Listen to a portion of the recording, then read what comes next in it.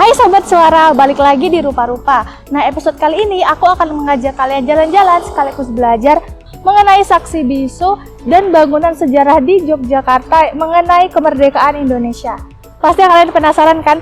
Langsung aja kita masuk yuk.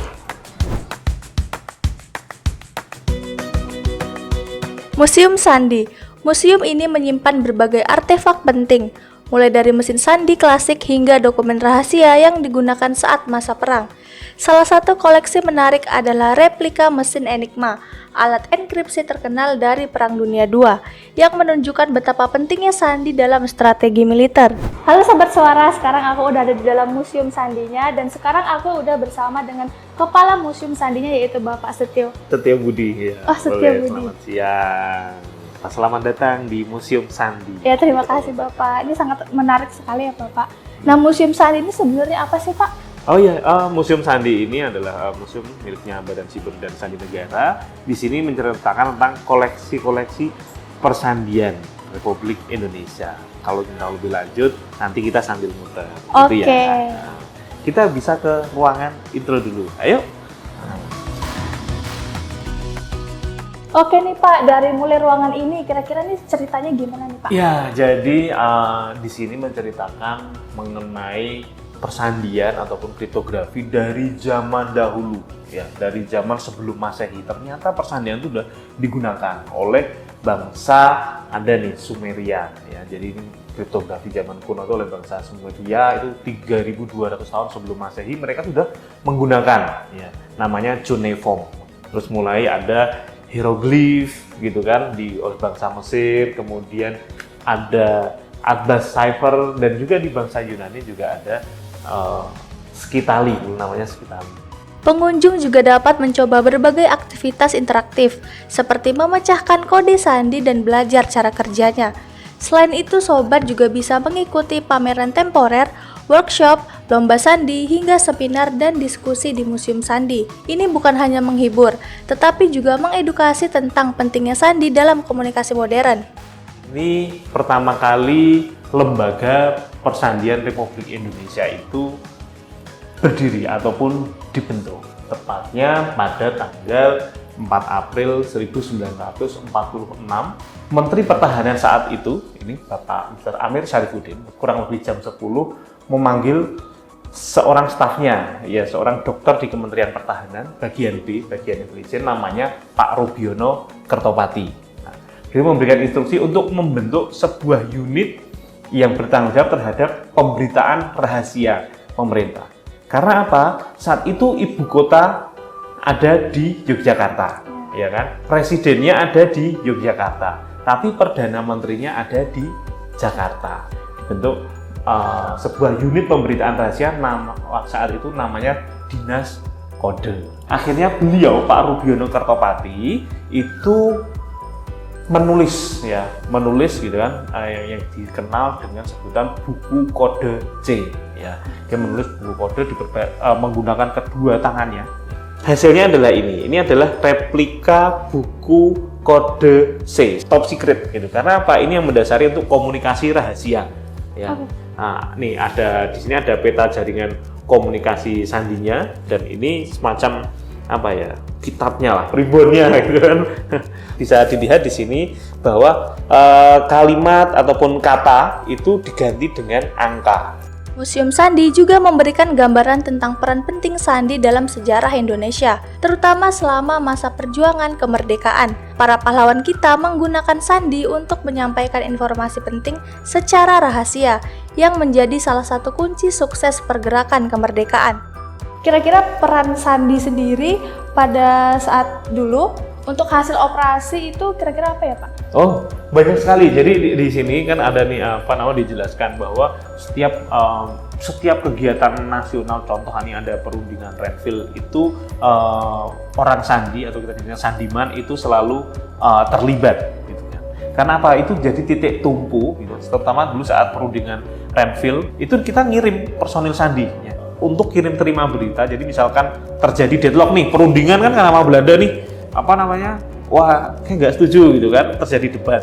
Nah, terus keputusan seperti apa? Nah, itu baru perintah-perintah atau siasat strategi itu kan dikirimkan ke Yogyakarta secara aman. Supaya apa? Supaya tidak misalkan disadap oleh Belanda, itu mereka nggak bisa tahu isi komunikasinya itu apa. Terutama saat terjadi serangan umum 1 Maret. Nah, serangan umum 1 Maret untuk mengirimkan berita diplomatik bahwa Republik Indonesia masih ada, gitu kan? Itu juga orang-orang Sandi. Nah, ini jalur komunikasinya itu dikirim dari daerah Playen, ya, oleh orang Sandi daerah Playen. Terus kemudian mau ngirim waktu itu ada kantor perwakilan Indonesia itu di India. Saat itu hanya ada di India untuk menunjukkan eksistensi ini loh Republik Indonesia masih ada. Karena apa?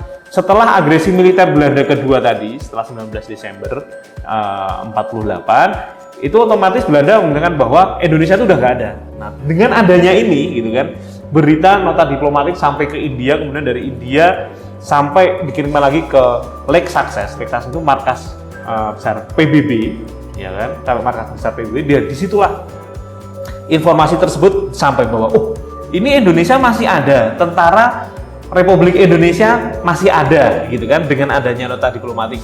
Buktinya apa? Mereka berhasil menduduki Yogyakarta walaupun hanya 6 jam, tapi itu menunjukkan eksistensi. Akhirnya di PBB kita bahas lagi nih masalah Indonesia dengan Belanda. Akhirnya apa? Setelah itu terjadilah KMB, Konferensi Meja Bundaran. Nah, dari hasil KMB itu baru Belanda mengakui kedaulatan Republik Indonesia. Selain itu, museum ini juga menawarkan wawasan tentang kriptografi dan pentingnya keamanan informasi di era digital. Ini mengingatkan kita bahwa peran sandi dan enkripsi tidak hanya sebatas masa lalu, tetapi juga relevan dalam kehidupan kita sehari-hari. Nah, sebelum menjadi museum nih, ini gedungnya kira-kira berguna untuk apa ya Pak? Atau pernah alih fungsi seperti itu? Iya, pernah alih fungsi. Dulu kalau di tahun 48, di saat itu kan, ini dulu kantor Kementerian Luar Negeri. Nah, jadi Bapak Haji Agus Salim dulu menggunakan gedung ini sebagai kantor Kementerian Luar Negeri. Kalau sebelum ada Indonesia, ini adalah rumah tinggal, ya, rumah tinggal para pengusaha gula, ya, orang Belanda sebelum habis kantor Kementerian Luar Negeri terus berganti lagi sebagai apa? Ruang baca negara yang akhirnya menjadi sekarang Perpustakaan Nasional. Itu juga berasal dari gedung ini. Kemudian dikelola oleh Kemendikbud, berganti sampai akhirnya tahun 2014, tepatnya tanggal 19 Januari, digunakan sebagai Museum Sandi. Ini setiap mesin apakah memang berbeda fungsinya begitu Pak? Iya, setiap mesin tentunya berbeda, baik dari kurun waktunya maupun teknologinya, gitu kan. Ini adalah mesin-mesin sandi buatan Republik Indonesia. Nah, yang pertama dibuat sendiri oleh saat itu namanya Jabatan Sandi. Ya, dari Dioskode berubah nama jadi Jabatan Sandi. Itu ada mesin sandi SR64. Sampai dengan ini ada telepon bersandi. Jadi udah nggak apa namanya yang di enkripsi bukan hanya teks tapi suara voice. Sehingga ketika itu ada tombol secure mode gitu kan. Nah, jadi ketika kita telepon kemudian kita pakai mode secure, si penyadap itu tidak akan tahu informasi apa yang dibicarakan saat kita telepon. Jadi kalau dulu pendidikan sandi itu kan karena harus ada generasi penerusnya ya, sistemnya getok tular. Jadi hanya ngajarin yang udah tahu ngajarin yang belum tahu, gitu kan. Akhirnya dengan sistem seperti itu dibentuklah sebuah sekolah. Akhirnya wah ini harus perlu nih sebuah sekolah, makanya dulu dibentuklah sekolah namanya Akademi Sandi Negara atau disingkat Aksara. Karena persandian sekarang udah ke arah teknologi informasi, ke arah cyber gitu kan. Akhirnya berganti nama menjadi Politeknik Siber dan Sandi Negara. Jadi tidak hanya masalah persandian juga, tapi juga kaitan dengan keamanan siber atau cyber security. Dan sampai sekarang sekolahnya masih ada dan ikatan dinas. Jadi sekolahnya gratis dan kalau udah lulus otomatis udah langsung bekerja.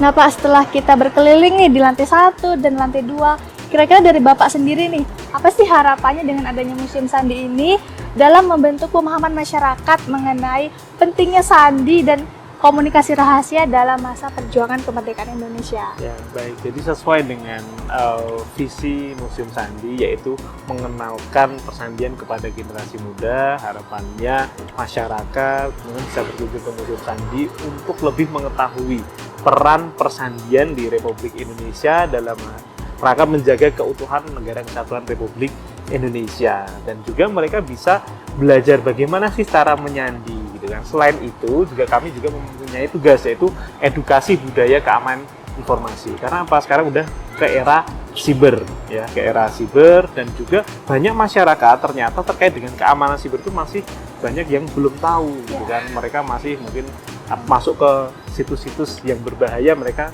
belum tahu gitu kan. Dan kita memberikan pemahaman seperti itu kepada masyarakat. Jadi harapannya adalah silakan kepada seluruh masyarakat bisa berkunjung ke Museum Sandi. Kami buka dari hari Selasa sampai dengan hari Minggu ya. Untuk hari Selasa sampai dengan hari Jumat itu buka sampai Selasa sampai Kamis itu buka sampai jam 6 sore ya. Tapi kalau pengen ke Museum Sandi malam itu bisa di hari Jumat ya, malam Sabtu itu bisa. Kalau mau malam-malam main ke Museum Sandi dari jam 9 pagi sampai jam 9 malam kalau khusus hari Jumat.